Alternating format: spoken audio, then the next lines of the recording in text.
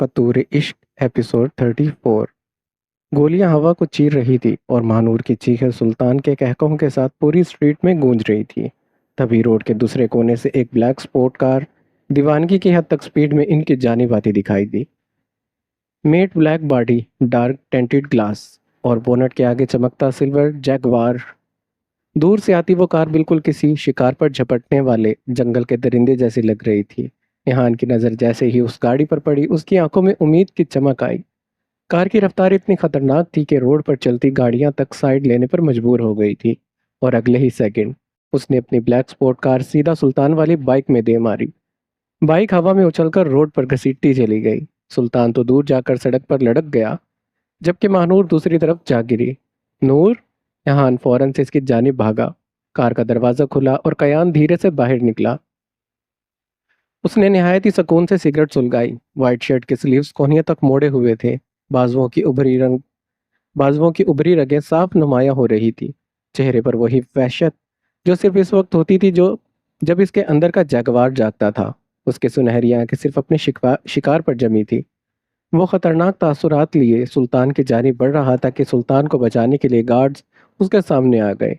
एक guard iron rod पकड़े इसकी जानिब दौड़ा, मगर अगले ही लम्हे कयान ने इसके मुंह पर सीधा कार के बोनट पर दे मारा। खून उछलकर जैगवार के सिल्वर एम्बिंग पर बिखर गया। दूसरा गार्ड गन उठाने ही वाला था कि कयान ने इसका हाथ पकड़कर इतनी बुरी तरह से मोड़ा कि हड्डी टूट गई।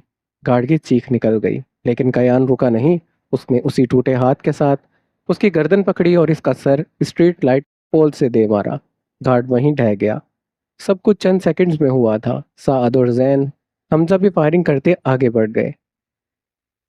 एहान और महानूर को एहान महानूर को संभाल रहा था, जो बुरी तरह से रो रही थी। एक गार्ड ने पीछे से कयान पर गन तानी, मगर ट्रिगर दबने से पहले कयान पलटा।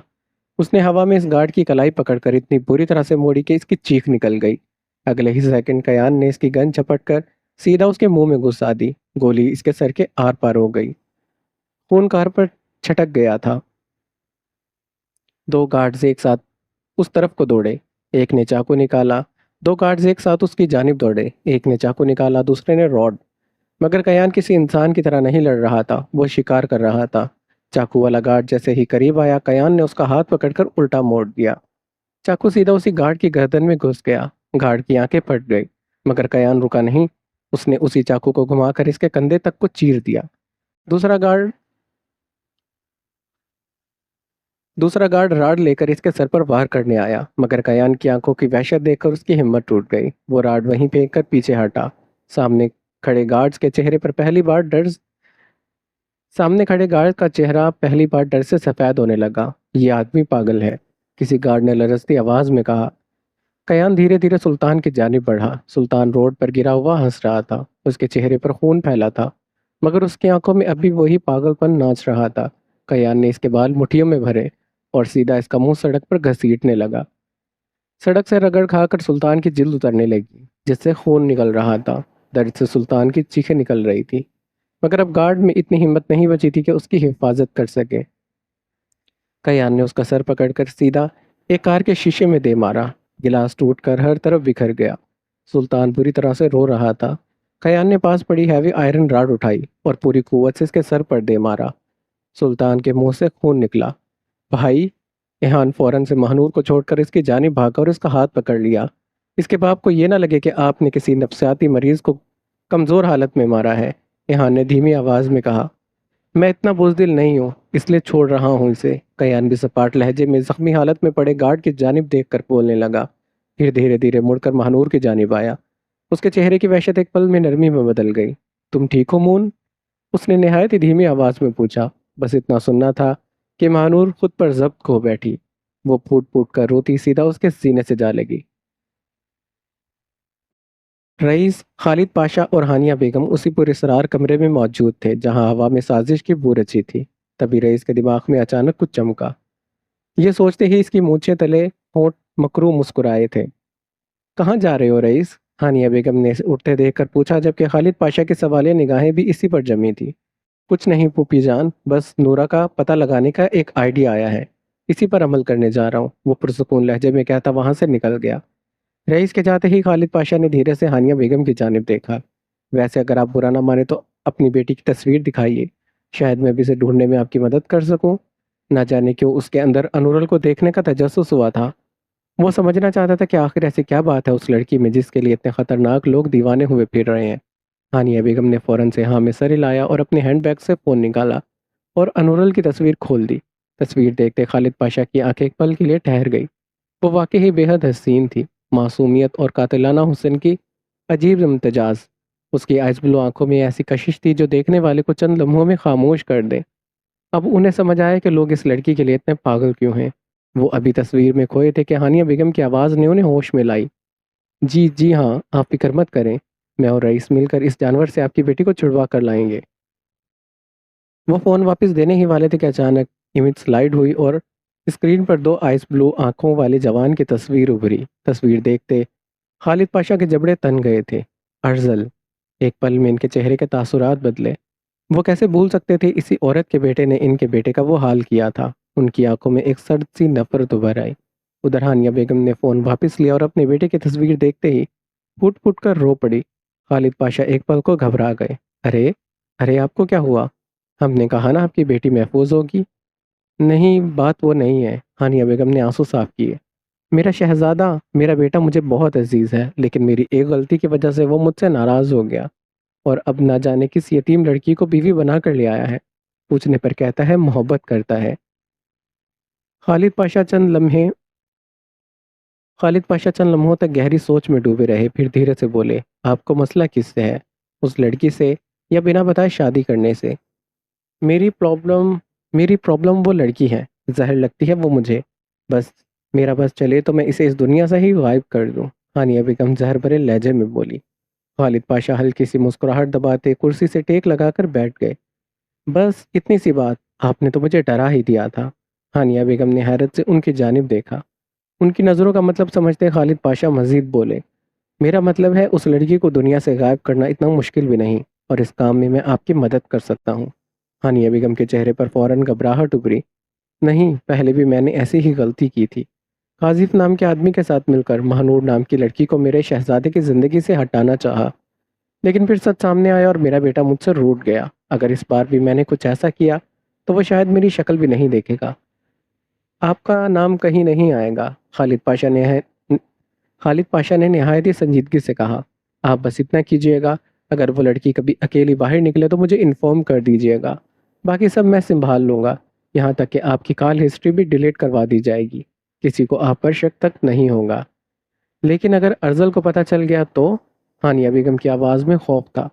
वो चुप नहीं बैठेगा। जब तक वो लड़की मिल नहीं जाएगी वो किसी को सुकून से जीने नहीं देगा।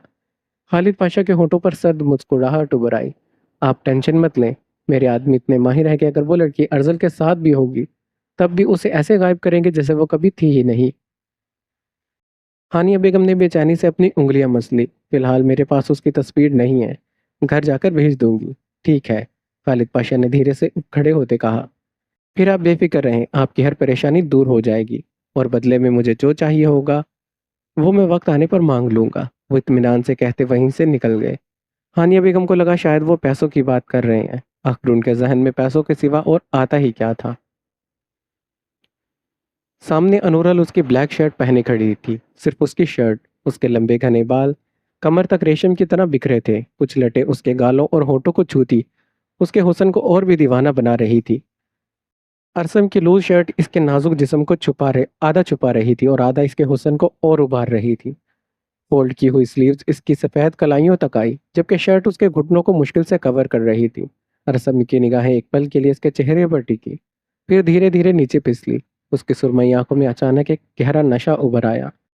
अरसम को वहीं बुत बने अनुरल जैसे ही मुड़कर जाने लगी, अचानक से उसने उसकी कलाई पकड़ ली। छोड़ो मेरा हाथ। इसने इसे हाथ छुड़वाने का कहा, मगर अरसम ने एक झटके से इसे अपनी जानिब खींचा। अनुरल सीधा इसके सीने से आ लगी, जबकि अरसम के बाजू इसके कमर के गिर्द मजबूती से बंधे हुए थे। ये सब क्या है? हम्म? वो इसके कान के करीब झुककर धीमी आवाज में बोला। क्यों मेरे जब्त को बार बार आजमाती हो तुम? अपने कान की लो इसकी गर्म सांसों और गर्दन पर हल्की सी चुभन महसूस करते अपने कान की लो पर इसकी गर्म सांस और दांतों की हल्की सी चुभन महसूस करते अनुरल के होंठों से बेख्तियार सिसकी निकली थी। तुम्हें तो बहुत भूख लगी थी ना? वो आंखें तंग करते बोली। थक भी गए थे, क्यों? कह रहे थे ना ये सब। अब जाओ, खाना खाओ और सो जाओ।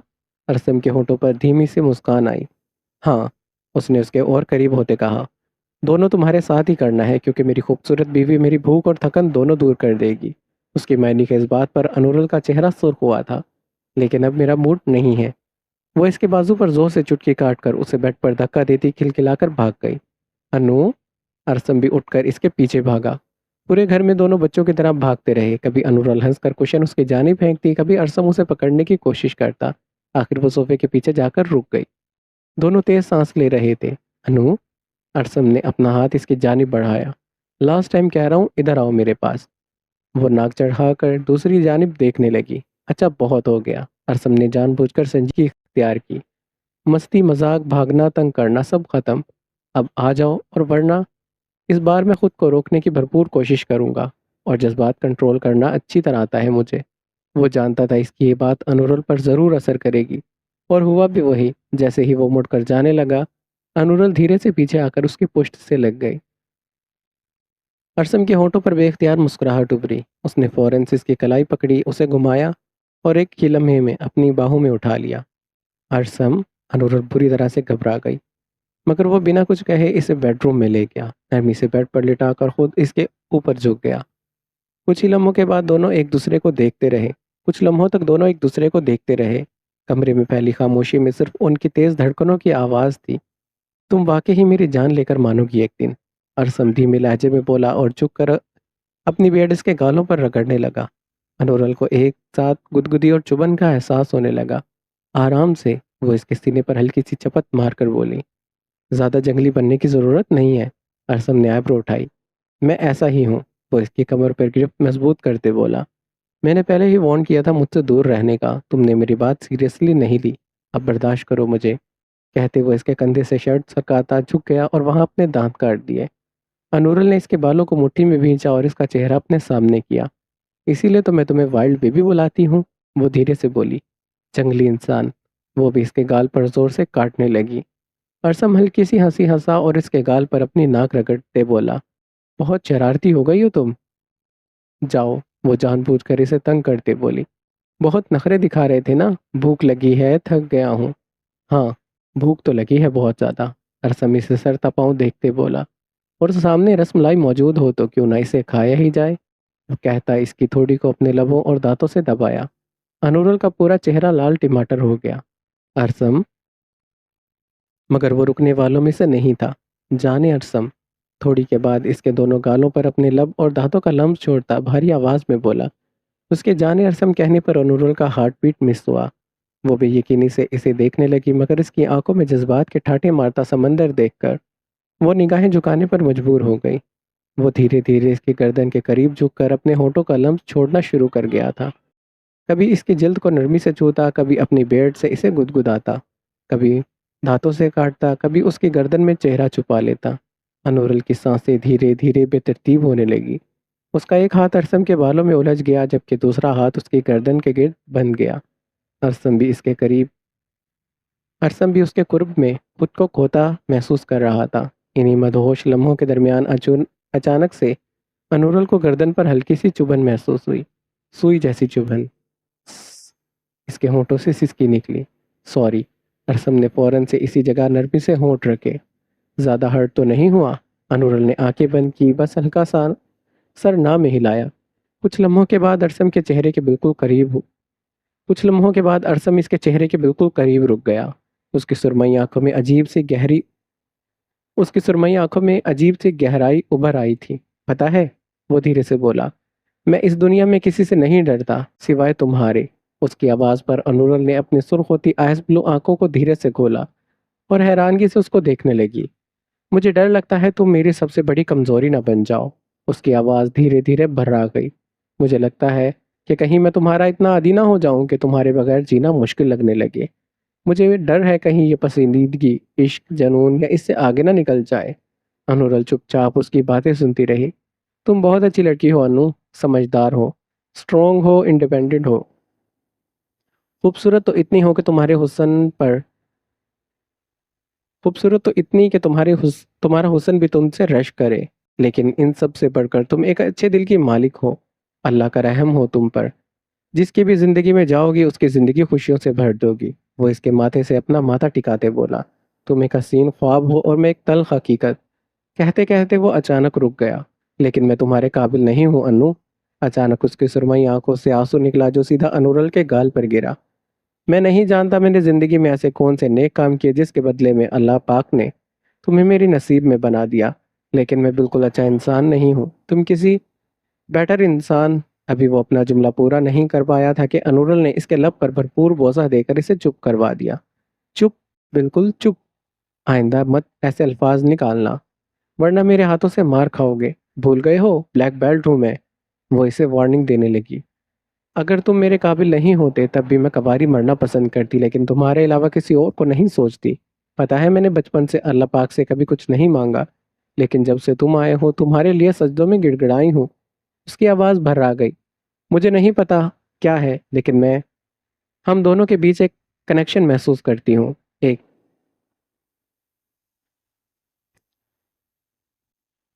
एक कनेक्शन है जो हमें कभी अलग नहीं होने देगा, यहाँ तक कि मौत भी।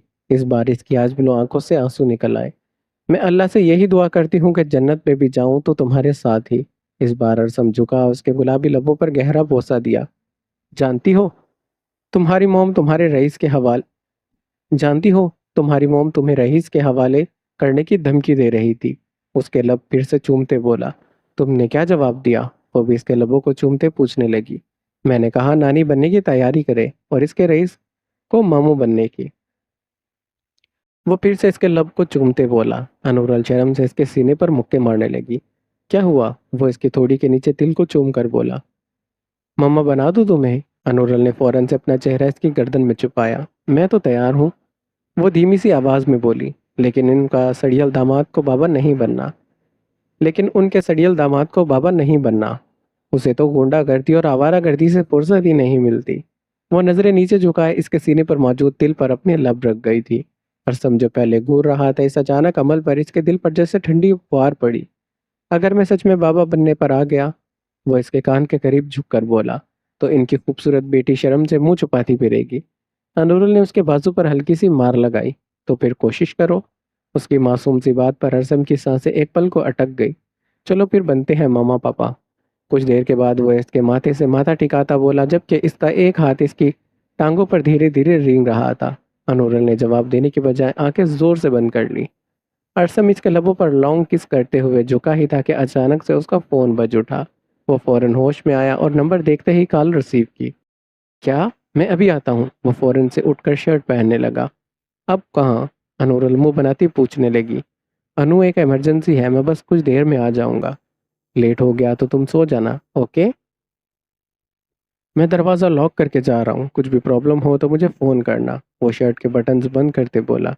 हाँ जाओ जाओ, बीवी से ज़्यादा हर चीज़ इम्पोर्टेंट है तुम्हारे लिए। वो आंखों में आए आंसू बमुश्किल रोक रही थी, नाराज़गी से दूसरी तरफ करवट ले गई। अरसम इसके पास आया, इसे सीधा किया और अचानक से इसके लबों पर एक गहरा बोसा दिया। अनुरल हक्का बक्का रह गई। वो इसके माथे को चूमता बाइक की कीज उठाकर वहां से निकल गया और पीछे अनुरल शर्म से सुर्ख होती तकिए में मुंह छुपा गई थी। अरसम ने अपनी बाइक आफ्ताब अली के मेंशन के सामने रोकी और तैश में भरता हुआ आगे बढ़ा। चचा, चचा। वो आफ्ताब अली को पुकारता इनके बेडरूम में पहुंचा, पर इन्हें वहां ना पाकर स्टडी रूम की जानिब गया। आफ्ताब अली जो स्टडी रूम में बैठे कुछ काम करने में मसरूफ थे, अचानक अरसम की आवाज़ पर चौंक कर चेयर से उठे और दरवाजे की जानिब बढ़े। जैसे ही उन्होंने दरवाज़ा खोला, सामने ही वो परेशान सा खड़ा था। असम, तुम यहाँ इस वक्त? सब ठीक है? इन्होंने इसके कंधे पर हाथ रखा। मैं ठीक हूँ चचा, मुझे क्या होगा? बस अभी वो कुछ बोलता कि काजिम भागता हुआ आया। सर आप आ गए? वो लड़की वहीं मौजूद है, बहुत खतरनाक है। काजिम के कहने पर आफ्ताब अली चौंक कर दोनों को देखने लगे। अरसम ने उन्हें अपने पीछे आने का इशारा किया और काजिम के साथ चल पड़े। काजिम उन्हें एक रूम तक लाया और दरवाज़ा खोला। सब अंदर गए तो सामने ही एक पुरकशिश लड़की काम वाली के लिबास में मलबूस रस्सियों से बंधी हुई थी। ये तुमने बख्त को ऐसे क्यों बांध रखा है काजिम? आफ्ताब अली ने हैरत से पूछा, जिस पर काजिम ने संजीदगी से बताना शुरू कर दिया।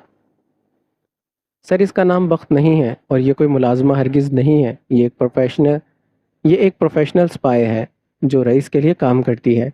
और हमसे मिली इन्फॉर्मेशन चुपचाप उस तक पहुंचाती है। आज भी ये चुपके से रईस के साथ मिलकर यहाँ पर बम सेट करने की बात कर रही थी। मैंने इसे रंगे हाथों पकड़ लिया, लेकिन ये खतरनाक औरत काबू नहीं आई और हम पर वार करने लगी। बमुश्किल इसको पकड़कर हमने पूछताछ की, लेकिन यह जवाब नहीं दे रही। उसे हमारे कुछ सीक्रेट इन्फॉर्मेशन भी इसे हमारी कुछ सीक्रेट इन्फॉर्मेशन भी पता है। पता नहीं और क्या क्या जानती है। पूछने पर बस पागलों की तरह हंस रही है। आपकी जान को खतरा ना हो इसलिए मैंने अरसम सर को इन्फॉर्म कर दिया है और बम स्क्वाड को भी बुलवा लिया है। वो आधे घंटे से इसी काम में है। उसके बाद पर आफ्ताब अली हैरत से उस लड़की को देखने लगे जिसकी नज़र सिर्फ अरसम पर जमी थी। वो अरसम को इस घर में बस 2 से 3 बार ही आते देखा था, वो भी पीछे से या दूर से, लेकिन आज वो इसे गौर से देखने लगी। ब्लू जीन्स पर डार्क रेड शर्ट पहने, आस्तीनों को कोहनियों तक फोल्ड किए, रफ सा हेयर स्टाइल और बियर्ड के साथ, एक हाथ में वॉच जबकि दूसरे हाथ में बैंड्स और शेर की आंखों वाला टैटू। इसका कदोकामत और जिसामत, ऊपर से चेहरे की खूबसूरती और सुरमई आंखें, वो पूरे का पूरा मर्दाना वजाहत का शिकार शाहकार लग रहा था। बस कुछ ही देर, टाइम ख़त्म हो जाएगा। और फिर वो अरसम को अपनी जानिब मतवजा करते आंख मारते बोली, जिस पर अरसम ने नागवार निगाह इस पर डाली और नफरत से सर झटक दिया। तभी कुछ देर के बाद बम स्क्वाड के मेंबर आए। सर, हमारी टीम ने पूरे घर की तलाशी ली है लेकिन कहीं भी बम नहीं है, स्क्वाड के हेड ने कहा। तभी उस लड़की का जानदार कहकर रूम में गूंजा। अरसम उस तक पहुंचा और एक जोरदार थप्पड़ उसके मुंह पर दे मारा। उस लड़की का होंठ फट गया और एक पल के लिए उसका दिमाग घूम गया। चुप, बिल्कुल चुप। आवाज निकली तो गला घोट दूंगा। सिर्फ लड़की होने का लिहाज कर रहा हूँ, वो इसे वार्न करते बोला। तुम वो पहले मर्द हो जिसने मुझ पर हाथ उठाया है। तुम्हारी जगह कोई और होता तो वो ना बचता, क्योंकि मेरा दिल तुम पर आ गया है। इसलिए तुम्हें इजाजत है, मेरे साथ जो भी करना है कर लो। उसकी बातों पर अरसम की रगें फटने लगी। इससे पहले कि वो इसे 2-3 थप्पड़ और लगाता, अचानक उस लड़की का मोबाइल बजा जो काजिम के पास था। सर, रईस का फ़ोन है। इसने फौरन से अरसम की जानिब फ़ोन बढ़ाया। जैसे ही अरसम ने कॉल रिसीव की, स्पीकर से रईस का कहकहा गूंजा। क्या हुआ अरसम, बम नहीं मिला? अरसम की ग्रुप पर अरसम की ग्रिप फ़ोन पर मजबूत हो गई। बेचारा अरसम महबूबा को बचा नहीं सका, इसीलिए इसके बाप को बचाने आ गया। रईस का बाहत से हंसा। लेकिन मैं तुम्हें बता दूं, ये सब मेरा प्लान था। तुम्हारे सामने जो लड़की है ना, डेफनी, वो सिर्फ स्पाई नहीं है, ट्रेंड किलर भी है। तुम लोगों को लगा तुमने इसे रंगे हाथों पकड़ा, जबकि बेवकूफ़ हो। हम तो चाहते ही ये थे कि तुम हमारी बात सुनो और रस्म को यहाँ तक खींच लाओ। रईस हंसा था। Good job Daphne. डेफनी ने मुस्कुराते अरसम को देखा। अब तुम यहाँ पर सड़ो और मैं जा रहा हूँ अपनी नूरा के पास। रईस, अरसम दबे हुए गुस्से में दहाड़ा था। आइंदा उसका नाम भी लिया तो जबान काट दूंगा। रिलैक्स अरसम, रईस मज़े से बोला। पहले मुझे नूरा तक पहुंचने से रोक लो, फिर डायलॉग्स मारना। मेरे आदमी कुछ ही देर में उस जगह पर पहुंचने वाले हैं जहां तुमने मेरी नूरा को छुपा रखा है। और कॉल डिस्कनेक्ट हो गई। अरसम ने गुस्से से फ़ोन दीवार पर दे मारा। ओ गुड मैन, इसे जाने दो, मैं हूं ना तुम्हारे लिए, डेफनी शर्मा कर बोली। और अगले ही सेकंड अरसम का थप्पड़ इतनी जोर से इसके चेहरे पर पड़ा कि वो कुर्सी समेत नीचे जा गिरी। अनु। अरशम फौरन से पलटा और तेजी से रूम से बाहर निकल गया। कुछ ही सेकंड में वो बाइक स्टार्ट करता मेंशन से निकल गया और इसके निकलते ही एक ब्लैक कार चुपचाप उसका पीछा करने लगी। अरसम बेहद तेज स्पीड से कभी लेफ्ट कभी राइट कट मार रहा था, मगर पीछे वाली कार भी उसी दीवानगी से उसका रूट फॉलो कर रही थी। रईस पूरे सरार मुस्कुराहट के साथ खालिद खालिद पाशा के पास आया और उन्हें मुतवज्जा करते हुए फौरन से हानिया को कॉल मिला दी। 2-4 बेल्स के बाद कॉल रिसीव हुई थी। गुड न्यूज़ पुपी जान, कुछ ही देर में हमें पता चल जाएगा अरसम ने नूरा को कहाँ कैद किया है। रईस इत्मीनान भरे लहजे में बोला। कैसे? हानिया बेगम धीरे से बालकनी की जानिब बढ़ती बोली थी ताकि कोई भी इनकी बात को नहीं सुन सके। रईस ने पूरी प्लानिंग उन्हें तफसील से बताई। अब अरसम डर कर सीधा अनूरल के पास जाएगा और जो गाड़ी उसका पीछा कर रही है उसमें मेरे आदमी मौजूद हैं।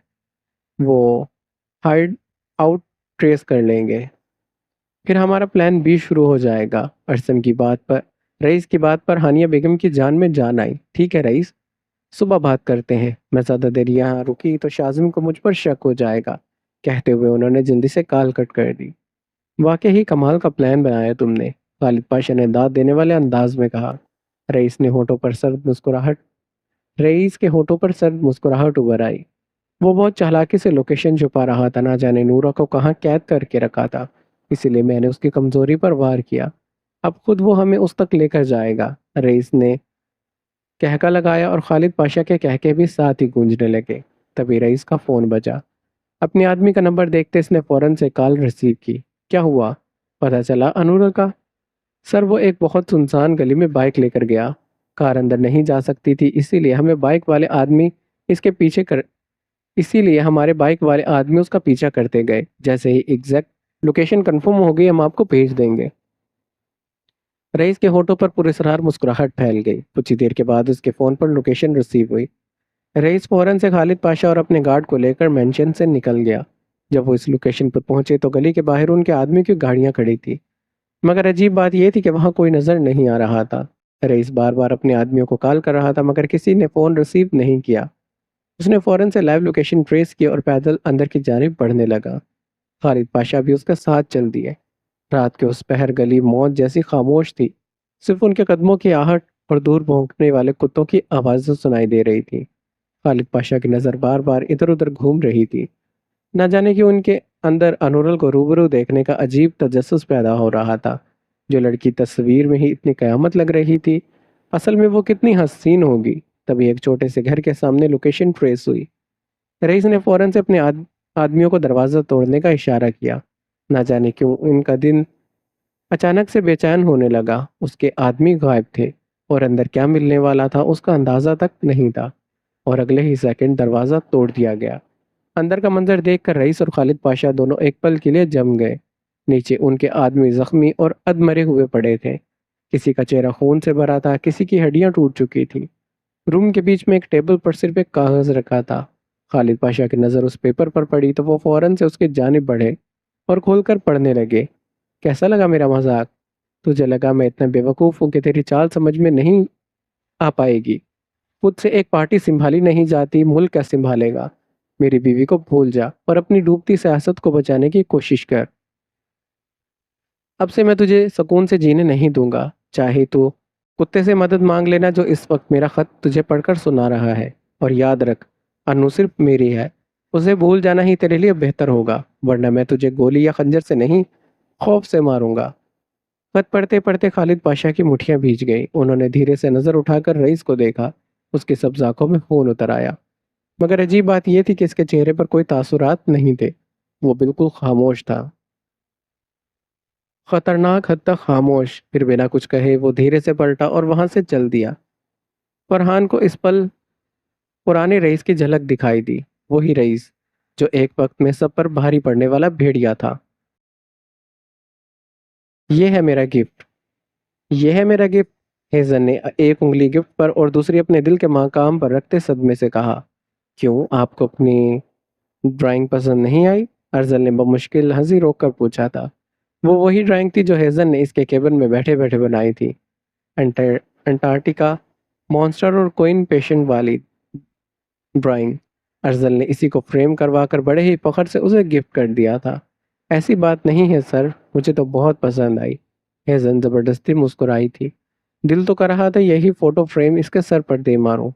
इस गिफ्ट को हासिल करने के लिए वो पिछले 10 मिनट से उछल उछल कर अपनी जान हलकान कर चुकी थी। तो फिर इसे कहाँ रखे मिस हेजन? अपने केबिन में या हमारे बेडरूम में? वो जानबूझकर इसे मजीद तंग करने लगा। आपके सर पर, हेजन ने दिल ही दिल में कहा। दोनों जगह नहीं सर, मैं इसे बहुत महफूज जगह पर रखूंगी ताकि टूट ना जाए। वो फ्रेम को दिल से लगाते बोली थी। 1 मिनट, 1 मिनट रखिए। अर्जल कुछ देर संजीदा आवाज में बोला जो बाहर जाने वाली थी रुक गई। यहाँ बैठिए, आपसे कुछ बात करनी है। मैं फिर बिजी हो गया तो टाइम नहीं मिलेगा। हेजन फौरन से इसके सामने वाली चेयर पर बैठ गई। दरअसल मिस हेजन, मुझे आपके बारे में एक बात पता चली है। हेजन के माथे पर फौरन से बल बढ़ गए। दिल की धड़कन तेज हो गई। कौन सी बात सर? उसकी आवाज लड़खड़ा गई। आपका चेहरा इतना पीला क्यों पड़ रहा है? रजल ने अप्रोच खाई। मेरा मेरा कुछ नहीं सर, आप जल्दी बताएं। वो रुमाल से पसीना साफ करते बोली थी। Are you sure? तबीयत ठीक है आपकी? अभी ठीक है सर, लेकिन अगर आपने सस्पेंस मजीद बढ़ाया तो मैं ज़रूर रो पर पहुंच जाऊंगी। टेंशन में वो दिल की बात जबान पर ले आई। मुझे आपकी असलियत का पता चल गया है मिस हेजन, अर्जल ने उसकी आंखों में देखते संजीदगी से कहा। हेजन का सांस सीने में ही अटक गया। मुझे पता चल गया है कि आप ऊपर से कुछ और अंदर से कुछ और हैं। वो अचानक चेयर से उठा और उसकी जानिब बढ़ा। मुझे पता चल गया है कि आप कितना झूठ बोलती हैं, सबके सामने मासूम बनती हैं। वो इसकी रोलिंग चेयर को पकड़कर गोल गोल घुमाने लगा। हेजन को फौरन से चक्कर आने लगे और मुझे अपने इस असली छुपाने वालों से सख्त नफरत है।